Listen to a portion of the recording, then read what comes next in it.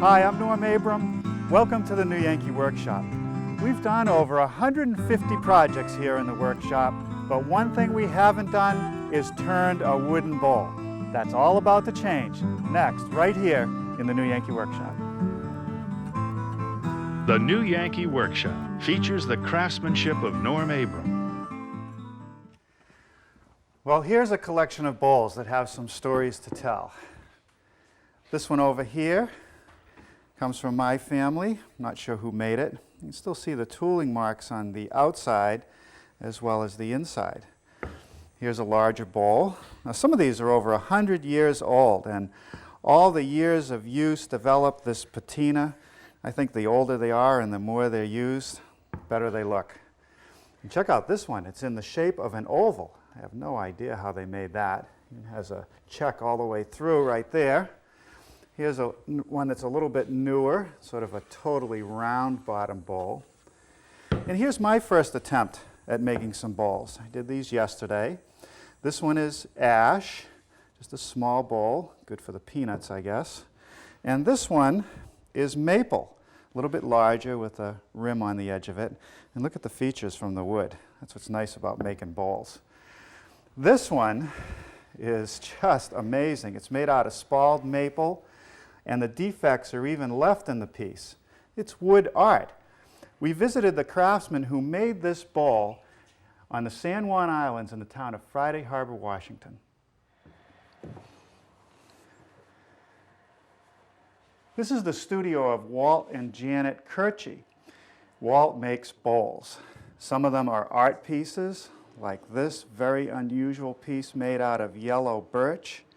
And some are very functional, simple salad bowls. Look at the figuring in this piece. Now over here, one of the art pieces made out of juniper, has very varying color, very unusual. Here, a large bowl that could certainly be used for making salads. Another bowl that's actually laminated, and it's made out of teak. It's all pieces that were glued together and then turned. And this is one of my favorites. Look at this, a giant bowl made out of a maple burl. And I love the fact that he leaves all these features in the piece. It really is a piece of art. And down here, you won't find one of these everywhere, a walnut table. This is all one piece, the base and this bowl. Over here, the simpler and smaller salad bowls, again, they leave these features as part of the piece. Earlier, Walt showed me the material that these bowls are made from. Oh, Walt, what a wonderful place you have here up in the San Juan Islands. It's just beautiful around here. Well, and I suppose when it gets cold in the winter, looks like you got a good stockpile of firewood laying around. Firewood? Get your hands off that. That's not firewood. That's what we do all our bowls out of. Really? So this is your stock, I guess? This is exotic Northwest wood right here. So what kind of species do you have here? Well, right up there, gnarly stuff up there is juniper. Juniper, okay. And alder. This here? Alder right there. Okay. And then we have big leaf maple. Mm-hmm. Right there. Fir. Yeah. Work on over, and we got some spalted maple over here. And burled maple. Huh. So these are all actually species that are native to the Northwest here, right? We try to specialize in all the wood that comes off the island in the Northwest. Huh. And what does this stuff cost you? Well, it costs me about a bottle of whiskey every two months to get the loggers to come in and bring me this stuff. Because this is all the trash that they would normally burn. So bartering is not dead. No cash here. Absolutely not. Well, no cash. That's absolutely what they would normally burn. Now, I don't want to insult you, but I can't imagine that you're going to turn these really awful looking pieces of wood into something that's really wonderful. Well, better step in the shop and let me show you how to do it. All right. Hey, buddy. Nice big workshop, plenty of tools, and plenty of room, which you really need when you're working on these large pieces. We Look have to at have this. all that space. This is beautiful. And this wood, what is this? This is juniper. Wow. Native to the island. So I imagine to make a piece like that, you might start out with something like this. That piece actually came from that block of wood. Wow. And therefore a forklift, because that's a heavy piece of timber. We have to have a forklift just to move all the heavy equipment around and to mount them on the lathe. Speaking of which, here it is. I've never seen a lathe like this. What's the story with this? Well, this is just not your everyday lathe. This is World War I, World War II lathe. It's a turret lathe. We have done a few things different so that we can cut wood with it instead of metal. So you've got a piece of wood mounted on it right now. What is this? This is black walnut, and what we do is we cut the outside first, spin it around and cut the inside. Now I see a router here, but I don't see a tool rest to Well, use. that's where we're different. What we do is we slow the piece down so that it's spinning around 40 RPM, and we've actuated a cutting head. So a high-speed tool against a slow spinning piece of wood. Right. You have a little more to take off. Let's do it. All right, let's get started.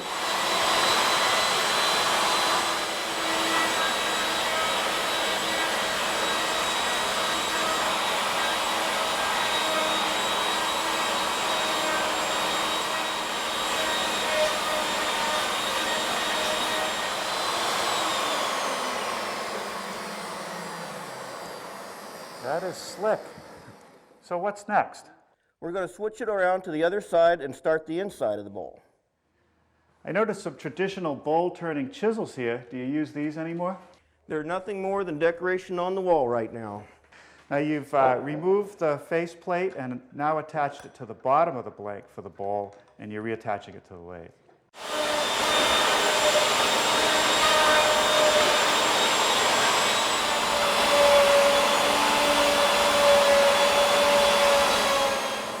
Now it looks like you trimmed off the excess here, and then you flattened the face, and you started to dig out the center. And now we're going to start from the center and work out so we have plenty of outboard meat here so that the bowl doesn't blow apart on us right away. So how much will you leave? We can make it very thin, but this will be a utilitarian piece like a salad bowl, so we'll leave it about a 1/4 to 3/8 of an inch.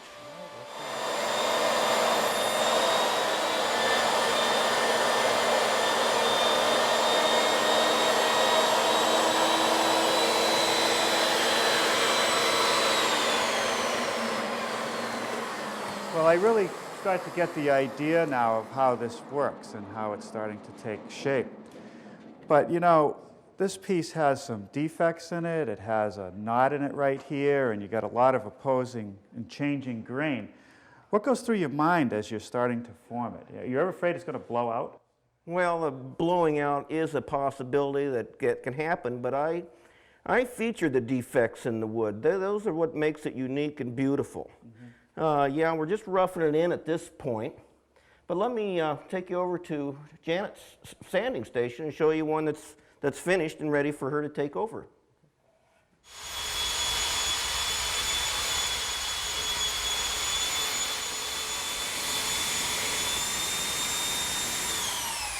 So Janet, it's your job to take the roughed out bowls and sand them all nice and smooth. You got it. Let me see that tool you were just using.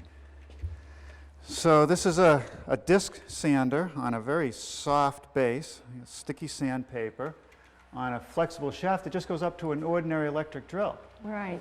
Walt did this. We ran it through a rheostat so I can slow it down when I have a fragile bowl. I imagine it takes quite a bit of time, but this is a beautiful one right here, nice and smooth, teak. Now what do you put on these to protect them when they're finished? Well, the ones that are going to be used for food, we put a food grade oil on them, and the art pieces, right away we put a sanding sealer on them to stabilize the cells. And you have some of your finished pieces over here. They're very unusual, very beautiful, and you've given us a wonderful tour, showed us what it takes to go in and make a piece like this, and gave me a few extra tips, so I want to thank you. Oh, thanks for showing up, and how many would you like to buy? Well, let me look around. Well, I must say, it's a little intimidating to watch Walt turn out bowls like this. But you have to start somewhere, and a good place to start is with a small bowl on a standard workshop lathe. Now, every bowl is going to come out different, so we won't have a plan to offer. However, we will have a video, and you'll hear more about that before the program ends. Before we go any further today, let's talk about shop safety. Be sure to read, understand, and follow all the safety rules that come with your power tools. Knowing how to use your power tools properly will greatly reduce the risk of personal injury. And remember this, there is no more important safety rule than to wear these safety glasses. Now for the wood, we want green hardwood. You're not going to find that down at the home center. The best place to go is to a tree service company. We just so happen to have a friend who's in that business. We knew he'd have something for us. Well, today we're at the shop and yard of our old friend Matt Foti. He's a certified arborist, and part of his job is to take down damaged trees, and he often ends up with a lot of wood here at the back lot. Hi, Matt. I know him. How are you? Good. What do you got here today? Well, let me show you. Over here I got a piece of apple. I grabbed this because it was a pretty solid piece and large diameter. Wow, you don't see apple that big around usually. That could be an interesting wood to turn. Right here we got a really nice stick of white ash. Wow, that is a nice straight piece. Now, these just come from people's yards. They've been damaged from storms or something like that. Yeah, well, there's a big problem with ash. A lot of them are dying nowadays, so we take down a lot of those actually. Really? Wow, look at this. This is quite a burl. Whew. Yeah, we didn't cut that one. Actually, a customer of ours gave us that, hoping that we could do something with it. Well, I know a guy who can do something with it. I think it's a little bit too much for me at this point, though. Not ready to tackle that one. No. Huh? This is a piece of cherry. There's a lot of different varieties of cherry. This is actually an ornamental Kwanzan cherry. Mm-hmm. Well, that might be interesting. Not too often you see it that large in diameter. That's Yeah. why I grabbed that one. Now, how about that big log right there? This is actually New England choke cherry, which makes an interesting wood. It's pretty valuable too. All right. Well, what else you got here? This looks a little unusual. Yeah, that's mulberry, which is that's actually considered to be kind of a weed tree, but I think it has an interesting grain, maybe a little different, you know. Now, mulberry, we usually see that as a very small tree, an ornamental. Yeah, deal. that was a good sized tree right there. No, I don't think I've ever seen one that size. How about Definitely this? in the fruitwood family, though, you know. It's, Yeah. this is walnut right here. Black walnut? Yeah. Now, did that come from around here, or was that from someplace Yeah, that else? was taken off someone's property. There actually is not a lot, but there are black walnut trees growing in the area. Well, you sure have a good variety here, and I think what I'm interested in might be a chunk of this walnut, and I want to try that mulberry. Think you Sure. can give me a couple pieces about 14, 16 inches long? Yeah, I'd be happy to saw that up for you. Great.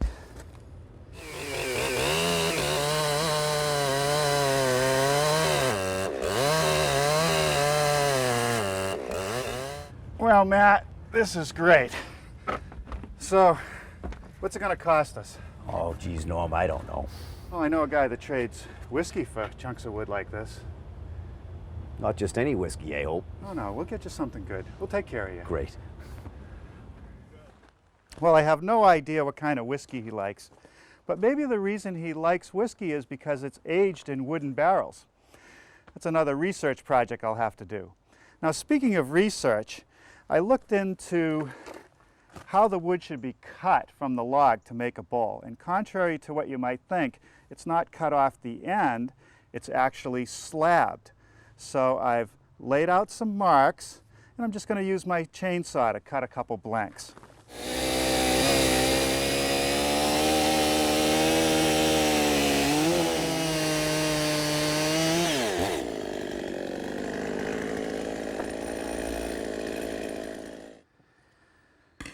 Well, you never know what the inside of a log is going to look like until you make a cut through it. And now that I look more closely at this piece of mulberry, I see that there are some pretty good checks, and I'm worried about that. However, I did cut a slab of that black walnut, and it is gorgeous. So I think what I'm going to do is use this, and I've set the compass for about a 9-inch diameter piece. I'll use the bandsaw to cut out the circle. I have a 3/8 blade. I'm going to come in at a couple points and then cut the circle. That way it won't bind up.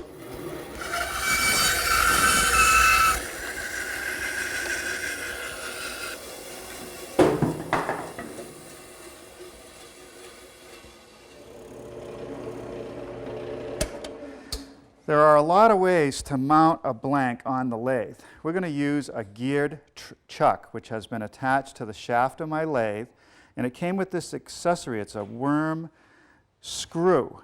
And what I have to do now is carefully thread it into the hole that I just drilled. They don't make this part easy. There it goes. Now with a wrench to lock my shaft and a little persuasion, we've got it right up against the face of the chuck. Now here's another tip that I learned in my research. It's helpful to bring your live center over for the initial turning until the piece is a little more balanced. So just bring it up against the blank and crank it in just a touch.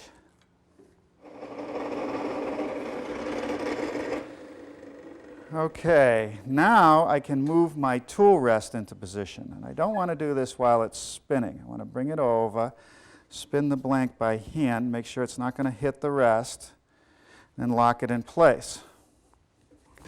These are the tools I'll be using for turning our small bowl. A 1/2-inch bowl gouge, which will do the majority of the work. This scraper, this round nose scraper, which is very thick, and you need that in bowl turning so you don't get vibration or chatter. And this small dovetail scraper, and I'll show you what that's for a little while later. I want to show you the difference between spindle tools and bowl turning tools. Spindle tools have a different shape. They have very short handles. Bowl turning tools have long handles because you need a lot more control. Now what I'm going to do is take the bowl gouge and make some scrapes to start to refine this blank. Then I'll use some shear cuts to start forming it.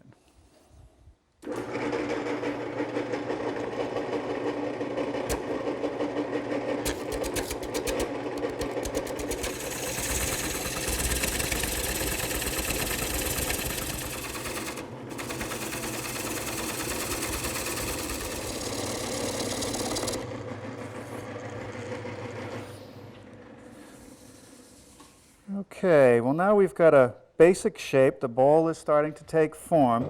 Now I can slide my live center out of the way. We'll even pull this out so we won't bump into it.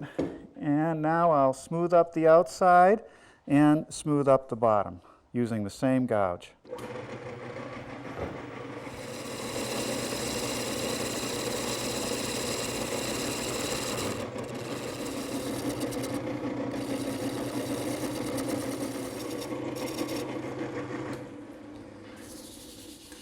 Okay, it's not going to get much better than that.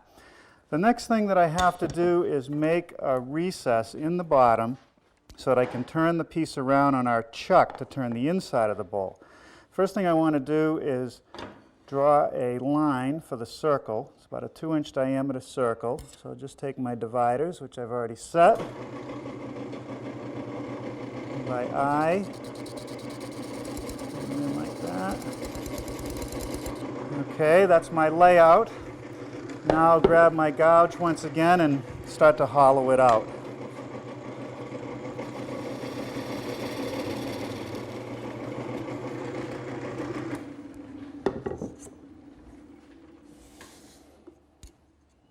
Okay, I need it to be about 1/4 of an inch deep, and that's what it is in the middle. So now I'm going to grab this dovetail scraper, and I'm going to scrape in slowly so that I got an angle cut back, the same as this chisel.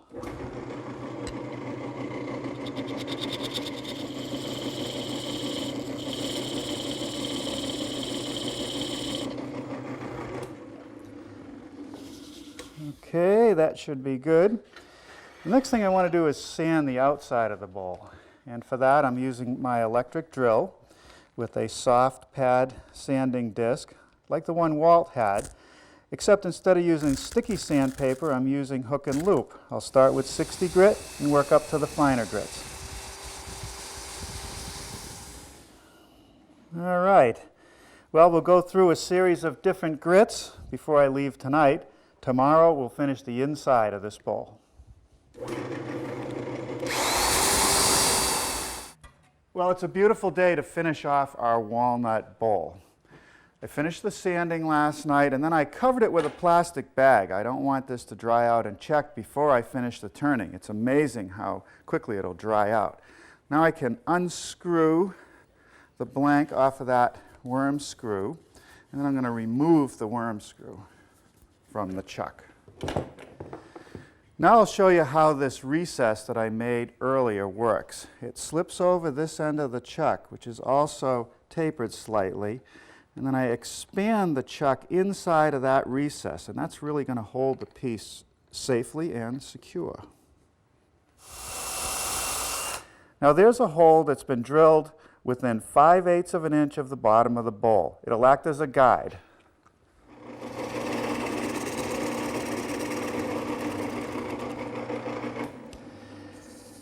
Just as with the outside, I'm using the 1/2-inch bowl gouge to remove the material. I start in the center, keep digging in, working my way to the outside. Takes a little while.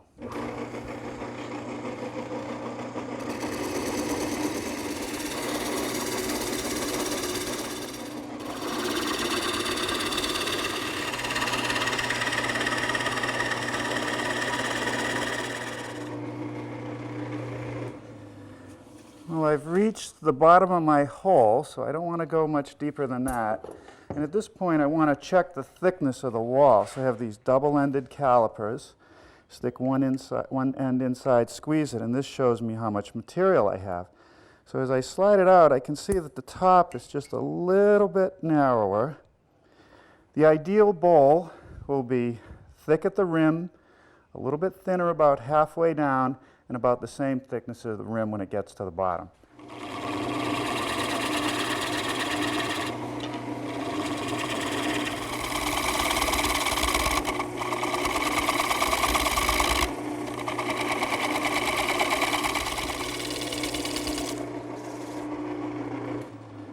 Well, now I'm happy with the shape of the bowl.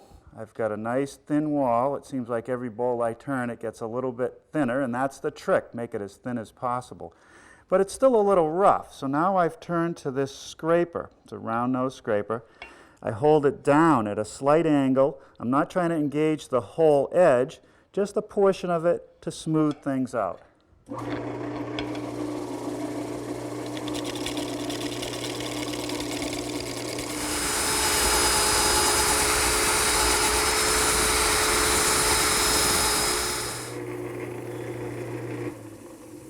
As a final step, I like to just take some shavings and burnish the wood a bit. Now we need to put a finish on it, and we'll do it right here on the lathe. That's the best place. Because the bowl will be used for food, we want a non-toxic finish. So I can use mineral oil, that's fine. I'm going to use walnut oil, which I picked up at the local grocery store. I just put a bit on a rag, turn the lathe on, and put as much as it'll take.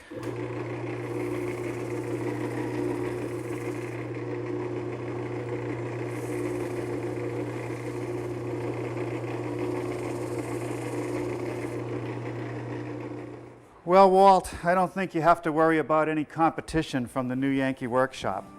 I can see how people get addicted to making these. This was a lot of fun. Now, every once in a while, to maintain the bowl, I'll just put on a fresh coat of oil.